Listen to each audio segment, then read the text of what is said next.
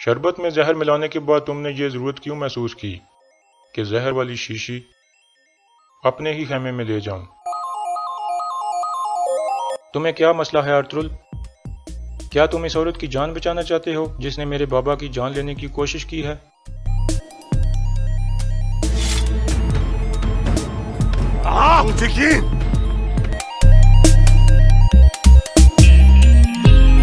ہاتھ چھوڑو میرا۔ کیا تم ابھی بھی اس عورت کو بچا رہے ہو؟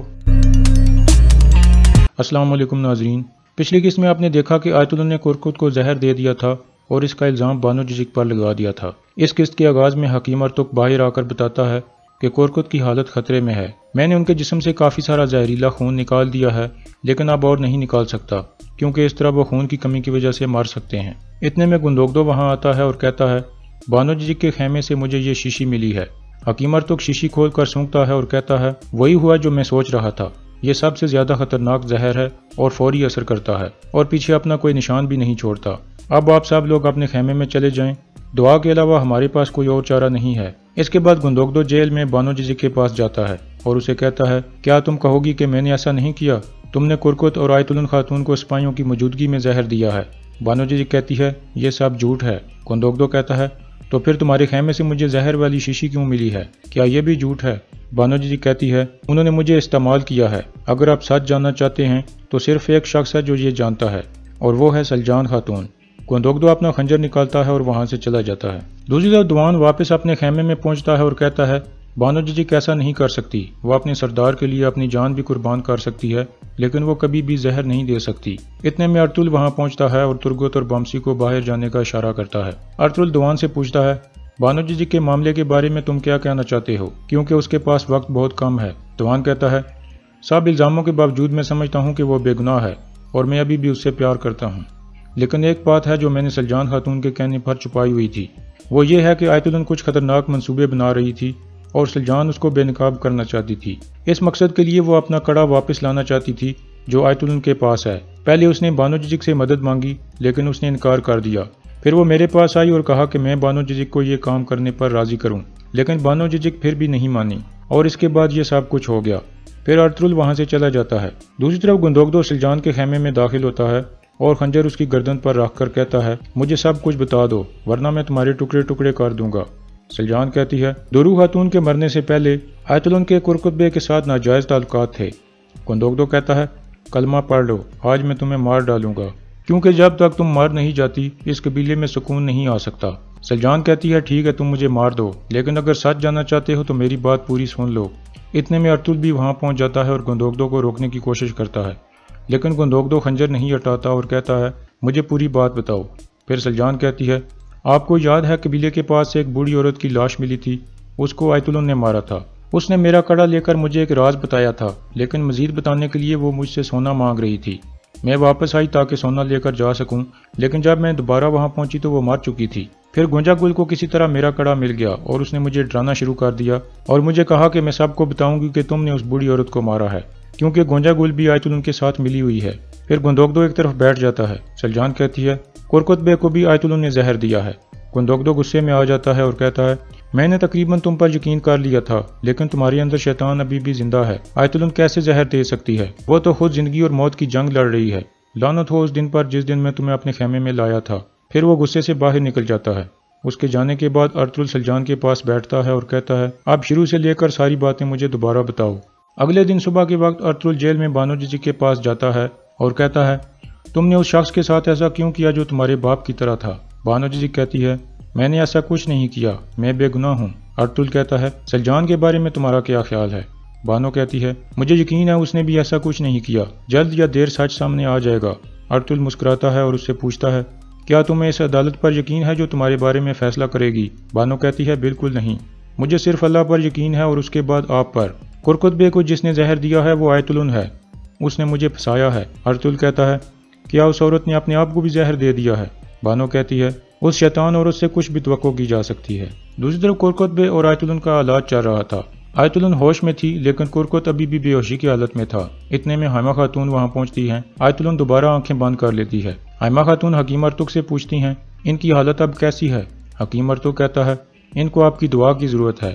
لیکن جہاں تک آیت خاتون کی بات ہے انہوں نے شاید بہت تھوڑا شربت پیا تھا، اس لیے انشاءاللہ یہ جلد ٹھیک ہو جائیں گی۔ گمستگن حائمہ خاتون کو کہتا ہے آپ اپنے خیمے میں چور تلاش کر رہی تھیں، مجھے لگتا ہے کہ سب کے پیچھے بانو جزک تھی۔ حائمہ خاتون کہتی ہیں اللہ کرے کہ عدالت کے بغیر یہ مسئلہ حل ہو جائے، اگر اس کی نوبت آئی تو میں جج کونیا سے بلاؤں گی۔ اس کے بعد وہ دونوں باہر مرکزی خیمے میں آتے ہیں تاکہ اس مسئلے پر بانو جزک سے سوالات کیے جا سکیں۔ پھر گمستگن سپاہی کو کہتا ہے بانو جزک کو اندر لاؤ۔ پھر وہ بانو جزک کو کہتا ہے ہم یہ مسئلہ عدالت کے بغیر حل کرنا چاہتے ہیں، تمہارا جرم ثابت ہو گیا ہے، تم اعتراف کر لو اور ہم سب کو اس مصیبت سے بچا لو۔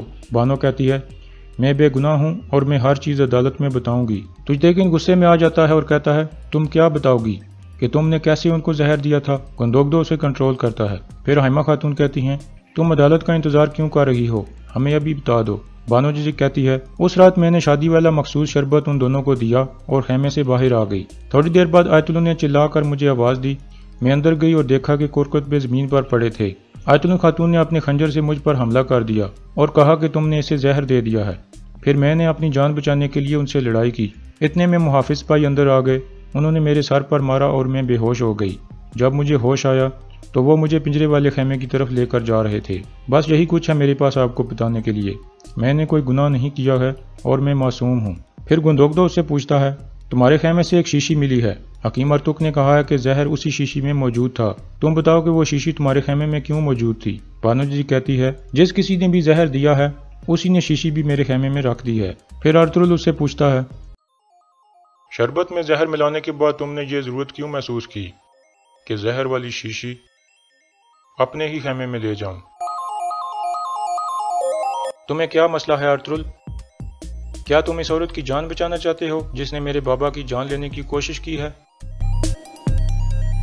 بانو جی کہتی ہے جس کسی نے یہ کیا ہے وہ ہم سب کو بیوقوف بنانا چاہتا ہے، انشاءاللہ کورکتبے ٹھیک ہو کر ہر چیز سے پردہ اٹھا دیں گے۔ اتنے میں حکیم ارتک اندر سے آتا ہے اور کہتا ہے کورکتبے کی حالت بہت تشویشناک ہو گئی ہے اور ان کا سانس پھول رہا ہے۔ سب فوراً اٹھ کر اندر چلے جاتے ہیں۔ کورکتبے آیت اللہ کا نام لینا چاہ رہا تھا لیکن اس کے منہ سے آواز نہیں نکل پا رہی تھی۔ آیت اللہ کافی گھبرا جاتی ہے کہ کہیں یہ میرا نام نہ لے لے۔ تھوڑی دیر بعد ہی کورکت کا سانس نکل جاتا ہے اور وہ فوت ہو جاتا ہے۔ سب رونے لگتے ہیں جبکہ آیت اللہ سکون کا سانس لیتی ہے۔ بانو جزک بھی ادھر ہی موجود تھی اور رو رہی تھی۔ اتنے میں تجتیگن کھڑا ہوتا ہے اور بانو جزک پر حملہ کر دیتا ہے۔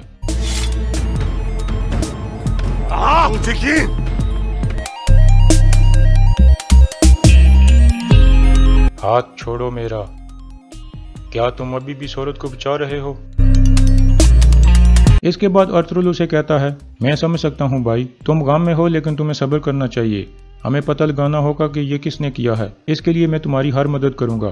تجتیگن کہتا ہے تم کیا بات کر رہے ہو، تم جس عورت کو بچا رہے ہو یہ ایک قاتل ہے۔ ارطغرل کہتا ہے میں کسی کو نہیں بچا رہا تجتیگن، لیکن میں جانتا ہوں کہ جیسا دکھائی دے رہا ہے ایسا نہیں ہے، اگر تم نے غصے سے کام لیا تو ہم کبھی بھی سچ نہیں جان سکیں گے۔ گندوگدو سپاہیوں سے کہتا ہے بانو جزک کو یہاں سے لے جاؤ۔ تجتیگن کہتا ہے نہیں، یہ عورت کہیں نہیں جا سکتی۔ پھر حائمہ خاتون روتی ہوئی آتی ہیں اور کہتی ہیں بہت ہو گیا، یہ آپ لوگ کیا کر رہے ہو؟ تجتیگن خنجر پیچھے کرو، میرے بھائی کی لاش ابھی ادھر ہی پڑی ہے اور تم کیا کر رہے ہو، اور اس لڑکی کو یہاں سے لے جاؤ۔ اس کے بعد تجتیگن ٹھنڈا پڑ جاتا ہے اور سپاہی بانو کو وہاں سے لے جاتے ہیں۔ تھوڑی دیر بعد قبیلے کا ڈھول بجتا ہے اور قبیلے والوں کو بتا دیا جاتا ہے کہ کورکت سردار اب اس دنیا میں نہیں رہے۔ قبیلے کے لوگ فوراً ان کے خیمے کے باہر اکٹھے ہونے لگتے ہیں۔ ارطغرل اپنے سپاہیوں کو حکم دیتا ہے کہ لوگوں کو قابو میں رکھنا۔ اس کے بعد بانو جزک کو باہر لایا جاتا ہے تاکہ اسے پنجرے والے خیمے میں پہنچایا جا سکے۔ سب لوگ اسے دیکھ کر قاتل قاتل کہنا شروع کر دیتے ہیں جبکہ سپاہی بانو کو اپنی حفاظت میں لے کر آگے بڑھنے لگتے ہیں۔ دوسری طرف آیت اللہ بھی رونے کا ڈرامہ کر رہی تھی اور تجتیگن کو کہتی ہے جب تک اس عورت کو مار نہ دو سکون سے مت بیٹھنا۔ پھر گمستگن کہتا ہے آج جنازے کے بعد سب سے پہلا کام تم نے عدالت کا انتظام کرنا ہے، انصاف جلد سے جلد ہونا چاہیے۔ دوسری طرف بانو کو دوبارہ پنجرے میں بند کر دیا جاتا ہے۔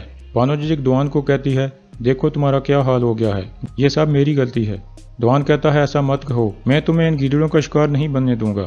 اتنے میں تجتیگن کا سپاہی بواج اندر داخل ہوتا ہے اور کہتا ہے خیر ہے دوان قاتل کے ساتھ تمہارا کوئی کام ادھورا رہ گیا ہے کیا؟ دوان کہتا ہے جب سچ سامنے آئے گا تو تم اپنے الفاظ کے لیے معافی مانگو گے مجھ سے۔ بواج کہتا ہے تم دعا کرو کہ تمہیں ہی معافی نہ مانگنی پڑ جائے، کیونکہ جو بھی اس عورت کا ساتھ دے گا اس کو بھی قاتل سمجھا جائے گا۔ دوان فوراً خنجر نکال کر اس کی گردن پر رکھ دیتا ہے۔ بانو جزک اسے روکتی ہے۔ اس کے بعد دوان باہر نکل جاتا ہے۔